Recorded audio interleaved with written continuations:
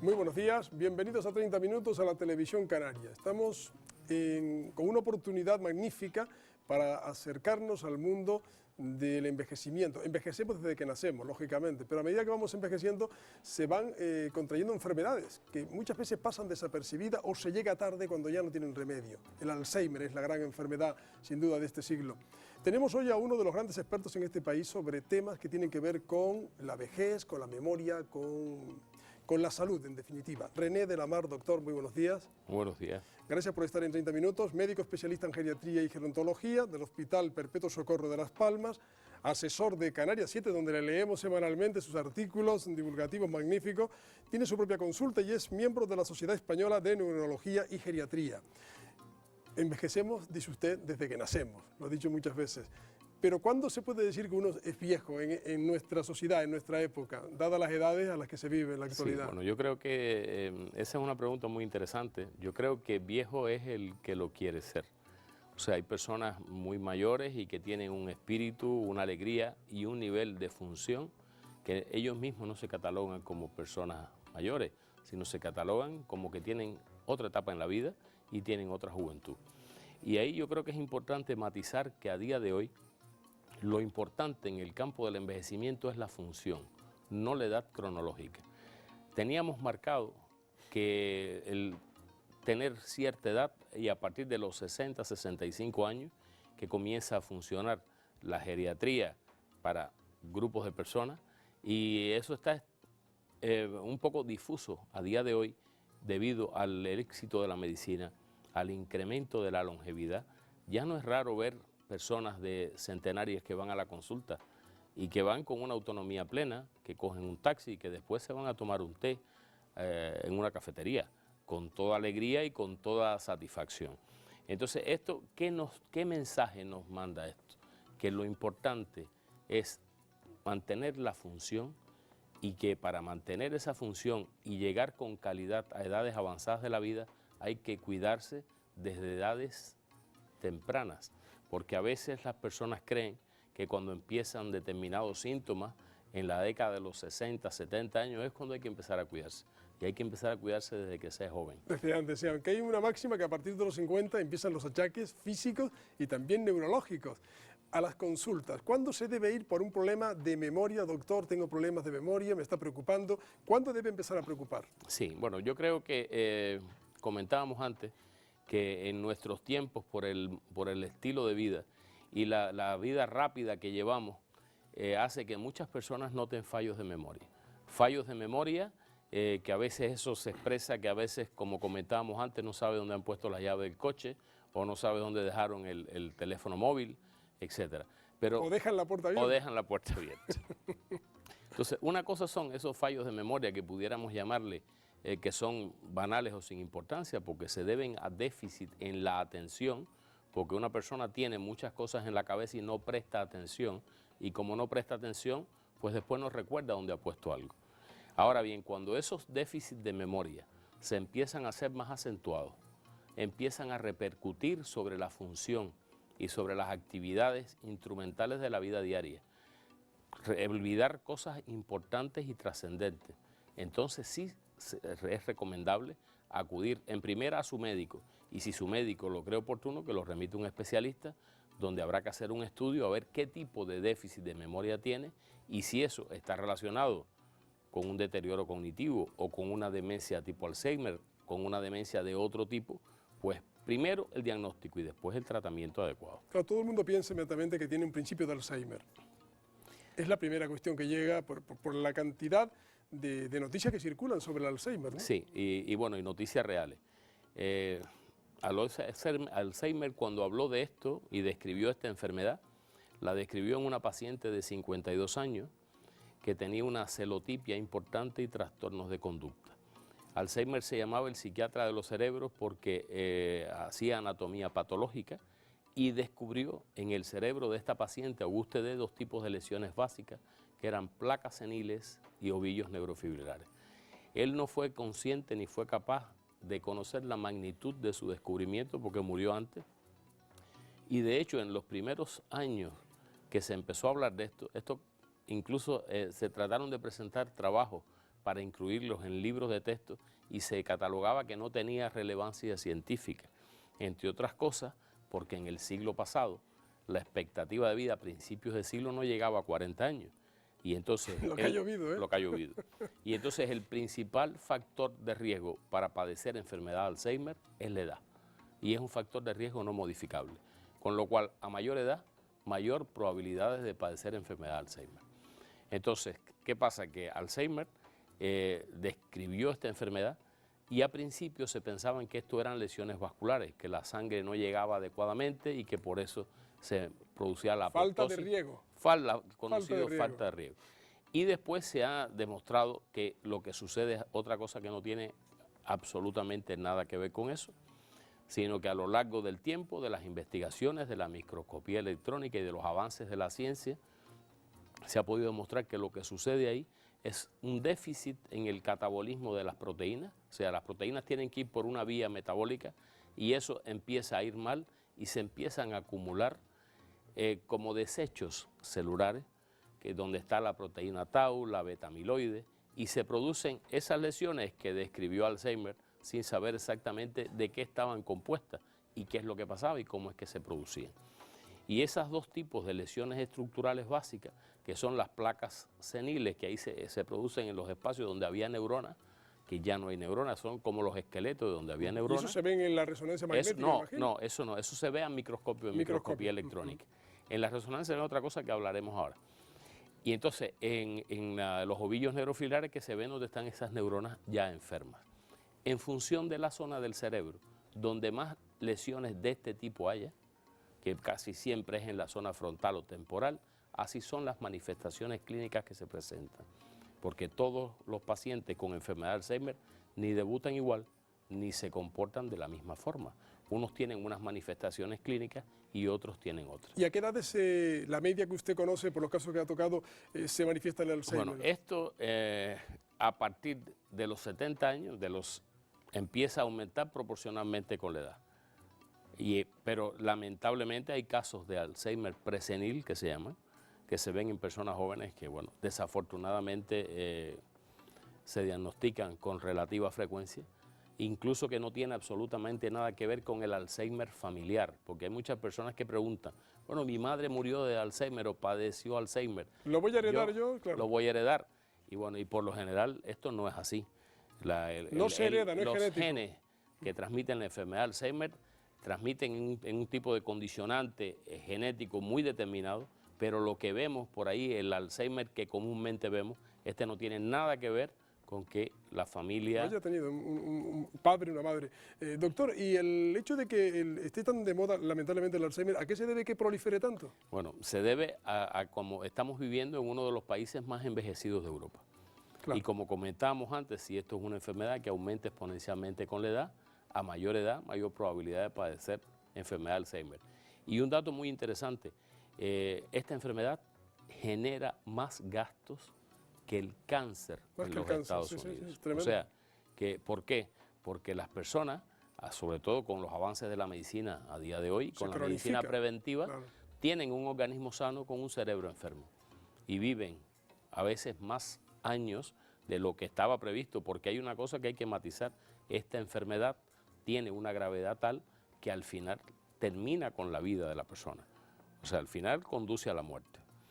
Pero ¿qué es lo que pasa? Que estamos asistiendo a que a día de hoy el diagnóstico se hace de forma tardía, porque muchas personas consideran que todos estos síntomas y todos estos trastornos que padecen, por ejemplo, salir de casa y no saber regresar, confundirse por la calle cuando va en el coche, no saber cómo reaccionar en un momento determinado, y toda esa serie de señales, que esos son señales de lo que está pasando, se consideran y se achacan que forman parte del envejecimiento normal, cuando eso no es así.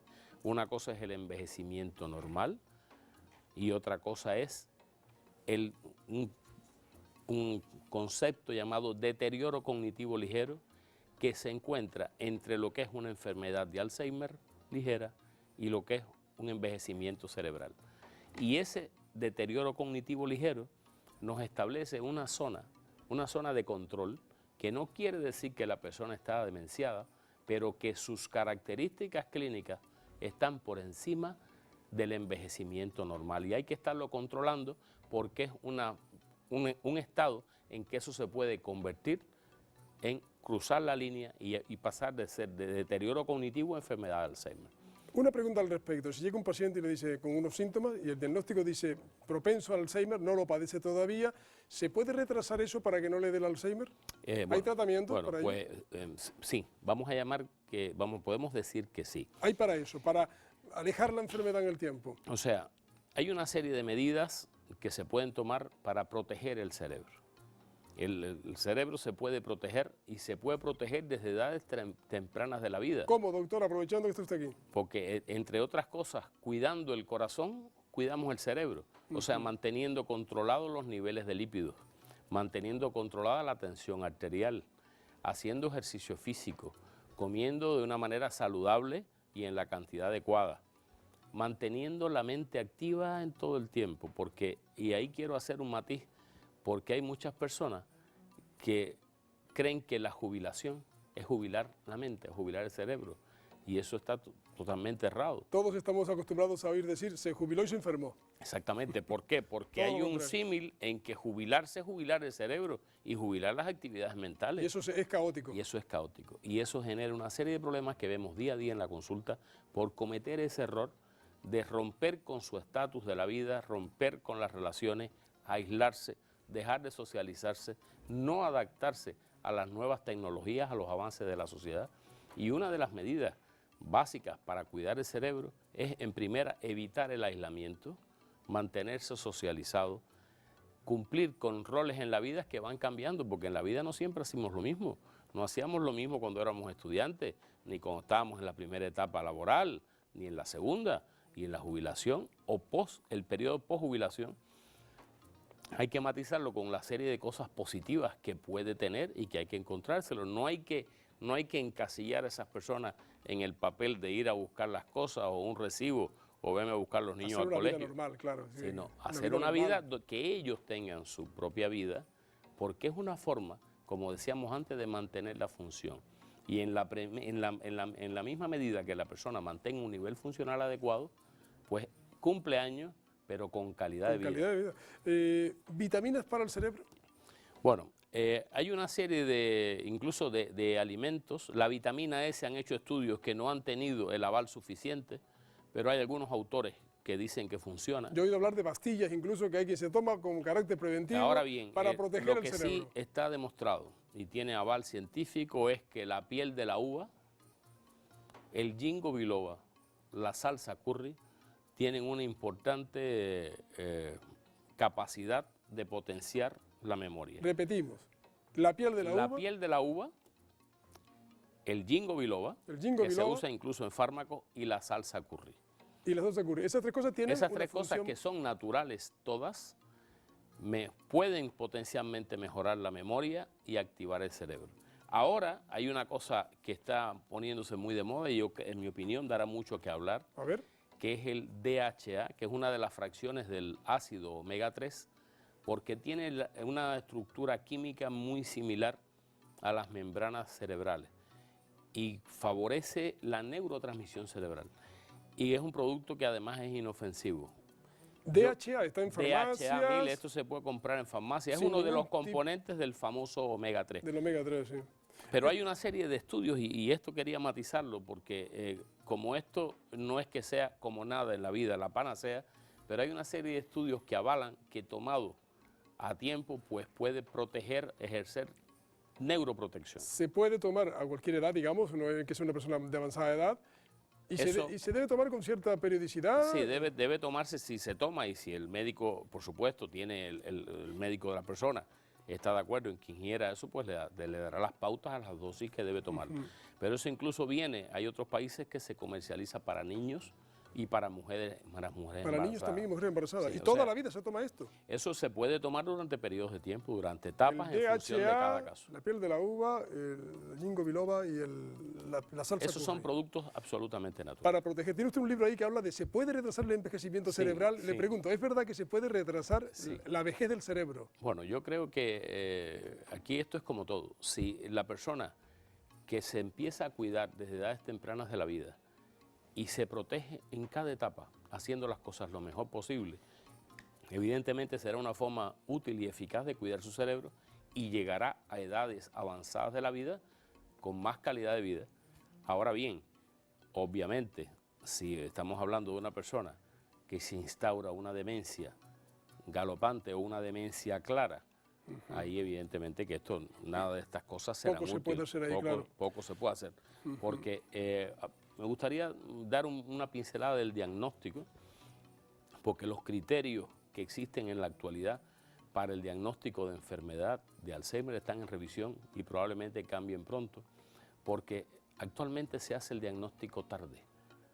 Los médicos que También vemos... es verdad, doctor, que no se hacen campañas como para otras enfermedades para que la gente vaya con carácter preventivo. Exactamente. A pesar de ser tan devastadora la enfermedad. Exactamente, es devastadora y muchas veces se hace el diagnóstico tarde. Entonces, cuando vemos a la persona y hacemos las pruebas, que muchas veces este tipo de persona con enfermedad de Alzheimer, la familia lo lleva a la consulta porque la persona no tiene crítica de enfermedad. Por lo cual ya está... Se cree que está bien y que eso son cosas normales de la edad y que no pasa nada. Y cuando empiezas a hablar, te cuenta que bueno, que guarda las cosas y no sabe dónde están, que deja al fuego la comida y se va de casa, que se ha perdido al tratar de regresar a casa, se confunde, que ve muchas personas en la calle y sabe que la conoce y no sabe el nombre, y empiezan incluso trastornos del lenguaje. La persona no se puede expresar como se expresaba antes, y siempre es muy importante hablar con la familia para ver cómo era la persona antes de tener este proceso y cómo es en este momento. Para eso existe incluso una serie de test que utilizan los neuropsicólogos, que es el test del informador, que nos da una medida muy clara de cómo era esa persona y en qué aspecto la familia ha notado los cambios. ¿Y el diagnóstico actual, el más veraz, el más creíble, cuál es? Ahí vamos. Estamos avanzando muchísimo y en algunos casos muy puntuales, porque no es para usarlo indiscriminadamente, se puede hacer biomarcadores en sangre, que es la APOE4, y en líquido cefalorraquídeo para determinar tau, fosfotau y beta-amiloide. Y eso nos da, eso se usará muchísimo más en sangre y en líquido cefalorraquídeo. Sí. La APOE4 en sangre y las otras en líquido cefalorraquídeo mediante una punción lumbar. Pero ¿qué se hace hoy en día? Las pruebas que se hace hoy en día, según los protocolos de la Sociedad Española de Neurología, que es lo que utilizamos en nuestro medio, es hacer una analítica de sangre, donde se hace función tiroidea, vitamina B12, ácido fólico, HIV, serología del UE y una serie de estudios para detectar causas reversibles de demencia, porque hay una serie de problemas que para eso se hace esta analítica, que es para detectar, porque por ejemplo un hipotiroidismo que a veces no da síntomas en una persona de 80 años puede producirle una demencia. Una depresión no tratada puede producir, que antiguamente se llamaba pseudodemencia depresiva. Una hidrocefalia normotensiva pues puede producir un cuadro demencial.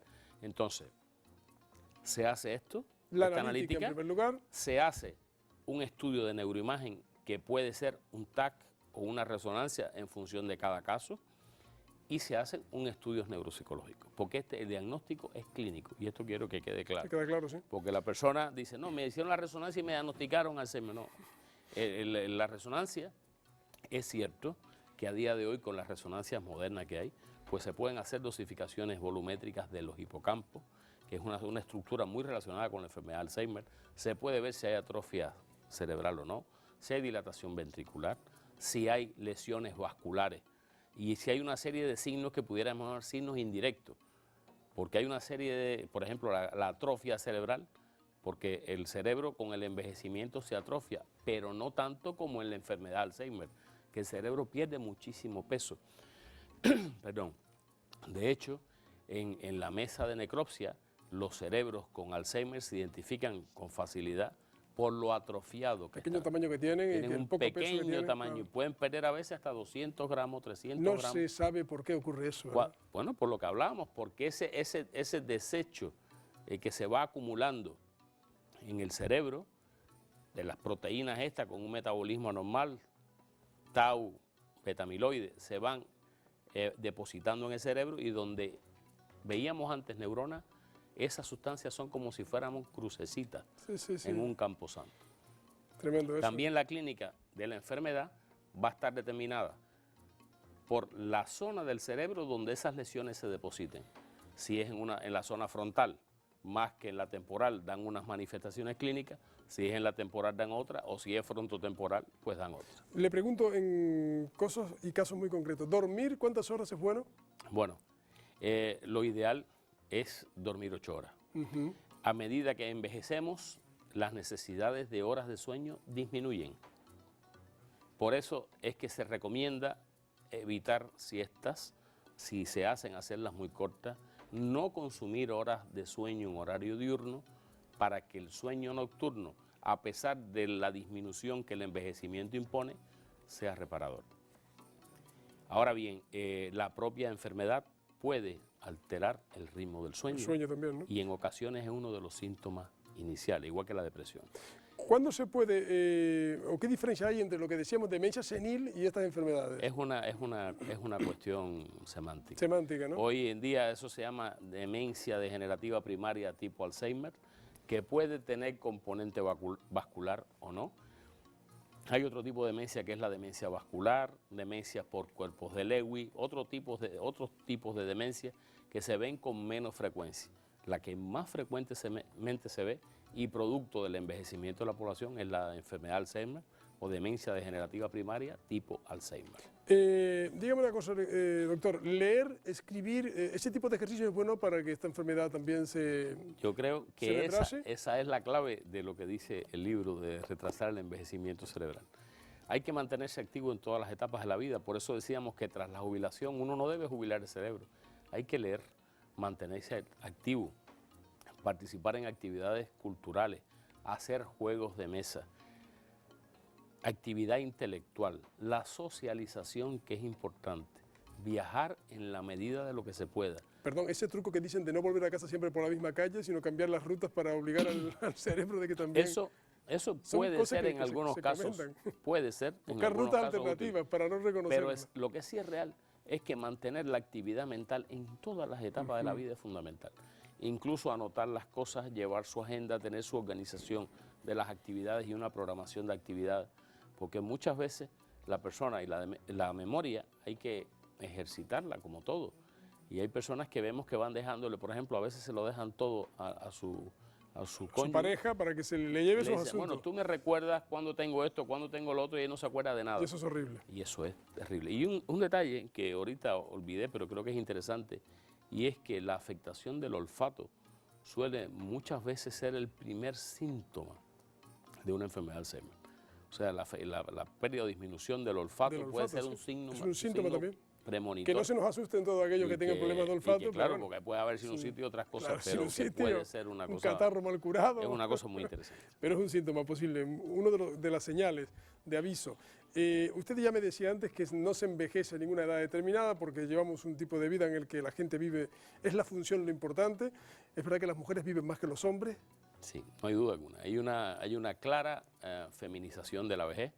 Actualmente en nuestro medio, en Europa, el promedio de vida media activa de los hombres es de 79,2 y en las mujeres ya va por 85,6. El otro día vi que al hombre le daban 79,9 y digo, bueno, se va acercando al 80. Bueno, pero eso depende de algunos estudios, pero bueno, está clarísimo que la diferencia son casi 6 años. 6 años de la mujer sobre el hombre. Sí, hay una clara, insisto, una clara feminización de la vejez. La mujer está mejor dotada, es más fuerte y bueno.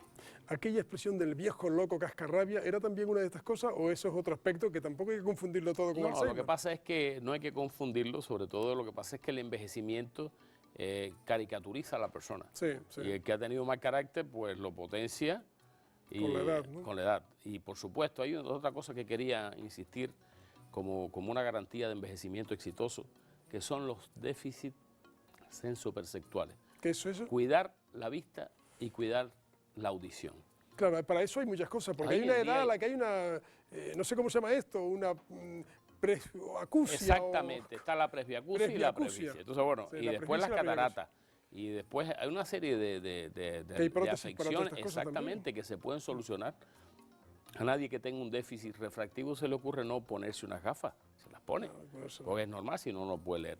Y el que no escuche tiene que ir al otorrino y buscar al médico adecuado para que le indique lo que tiene que hacer y mejorar su conexión con el medio, porque es una forma vital de mantenerse activo, de evitar estar aislado, de poderse comunicar con los demás.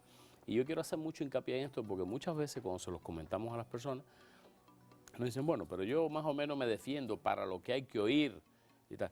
Pero es que es importantísimo ver y oír bien. Y es una forma de cuidar el cerebro cuando tenemos más de 65 años. Claro, para evitar la enfermedad de la que estamos hablando en el fondo, que es el Alzheimer.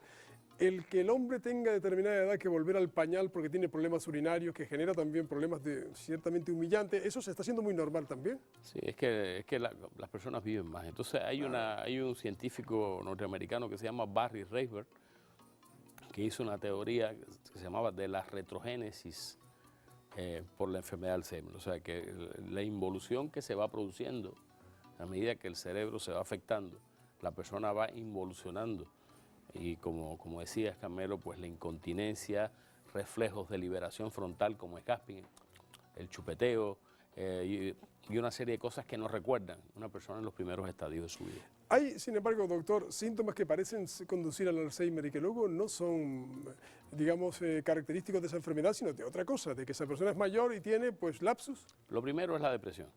¿La depresión? La depresión es algo fundamental. La depresión es algo que es muy frecuente en las personas mayores de 65 años por una serie de motivos de pérdida de seres queridos, de pérdida del rol social, de pérdida del estatus económico, de pérdida de amistades. Entonces, la depresión, lo primero que afecta por lo general es la memoria. Una persona con mayor de 70 años, 65 en adelante, deprimida, lo primero que hace es afectar la memoria y la cognición.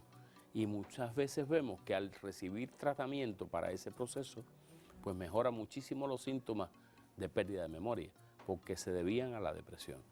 Entonces, ahí a veces puede resultar difícil hacer la disquisición y determinar hasta qué punto es depresión y hasta qué punto está empezando una enfermedad de Alzheimer. Pero bueno, para eso están los estudios, las pruebas, Claro, las estudios pruebas. neuropsicológicos y poder discriminar si es una u otra cosa. Los consejos de una vida sana, saludable, a cualquier edad, pero sobre todo las edades ya provectas, mayores, ¿cuáles serían? Usted dijo antes lo de, en fin, hacer ejercicios. Sí, pero yo creo que primero que todo, alimentos también. una alimentación sana. Una alimentación sana y comer lo necesario, no comer excesivamente. Sana a determinada edad, ¿qué Sana sería? y poco. Pues frutas, verduras, ensaladas, evitar las grasas, evitar los fritos, evitar las bebidas gaseadas, el exceso Menos alcohol, menos café. de grasa, el alcohol en exceso, los irritantes de la mucosa, las sustancias muy estimulantes. Una dieta sana, todo a la plancha, una dietita que permita mantenerse en forma sin comer excesivamente. La actividad mental, que es esencial en todas las etapas de la vida. Mantener el entrenar cerebro. el músculo del cerebro y de la memoria. Leer, tener una actividad intelectual, escuchar música, tocar música, siempre hacer actividades intelectuales y utilizar la memoria, sabernos el DNI, sabernos los teléfonos de la familia, de los que más utilizamos, y aunque no nos lo sepamos, hacer un esfuerzo para aprenderlo, porque es una forma de estimular la memoria. Evitar el sobrepeso, Que es uno de los problemas también tan comunes y ordinarios. muy comunes, hacerse los análisis periódicos según le paute su médico para detectar aquellos que pueden ser factores de riesgo cardíaco y además para el cerebro, colesterol, glucosa, homocisteína, que es otro parámetro que mide mucho potencial afectación cerebral o cardíaca, y hacer sus análisis periódicos. Evitar Homocisteína, sí, dice usted, homocisteína. evitar el aislamiento en todas las etapas de la vida. Ya Hay dijo, que estar sí. socializados. Aquellas personas mayores que se encierran en la habitación, Tienen un factor importantísimo con esa acción de sufrir deterioro mental y después padecer una demencia. Por eso se debe evitar siempre. Tratar de ser feliz, tratar de buscar felicidad y alegría y compensación en pequeñas cosas de la vida. ¿ver la televisión es bueno o malo para una persona Ver mayor? la televisión es bueno siempre y cuando no sea en exceso, porque a veces nos encontramos muchas personas que nos dicen en la consulta que su actividad mental es ver la televisión. ¿Cuántas horas es lo correcto y cuánto Claro, sería lo yo incorrecto? creo que en función de la interacción con programas interesantes, pues eso sería en dependencia de los gustos y preferencias individuales, pero no más de No en 2 exceso, horas. no más de 2 horas. Porque hay personas que si no se pasan el día viendo televisión y llega un momento en que ellos no ven la televisión los ve a ellos. Entonces hay que salir de casa, hay que socializarse, hay que ir a tener una participación activa y estar socializado. Y por otra parte tratar siempre de ser feliz, de estar en armonía entre lo que somos capaces de aportarle a los demás, y eso es importantísimo. Una última cosa que usted siempre repite, hay que envejecer con protección jurídica, porque estas enfermedades pueden llevar al abuso Sí. de las personas que están indefensas, con problemas mentales. Sí, y el tema está que por eso es tan importante cuidar el cerebro y vigilar que todo vaya bien, porque cuando una persona sufre de deterioro mental puede ser víctima de una serie de abusos, como que le hagan firmar documentos con un testamento que no es el que esa persona ha deseado en vida, y como está en un estadio, como decíamos, que a veces es limítrofe, demencia en fase inicial, por ejemplo, y que llega en un sitio y quizás la persona que encargada de hacer eso no lo hace de mala fe, sino que cree que esa persona está bien, y después que firma vienen los problemas, incluso entre familias, porque eso no es lo que esa persona deseaba, Claro. y se ven muchísimos problemas de esa índole. Doctor René de la Mar, asesor de Canarias 7, repito que leemos sus columnas y divulgaciones semanales con mucho interés porque aborda todos estos temas y además es un experto, un especialista en geriatría y gerontología. Muchas gracias por estar con nosotros, hasta una próxima oportunidad, doctor. Muchas gracias a Muy amable. ustedes y espero que les haya sido de interés. Sin duda, Ya muchas nos gracias a ustedes también, sigan en compañía de la Televisión Canaria.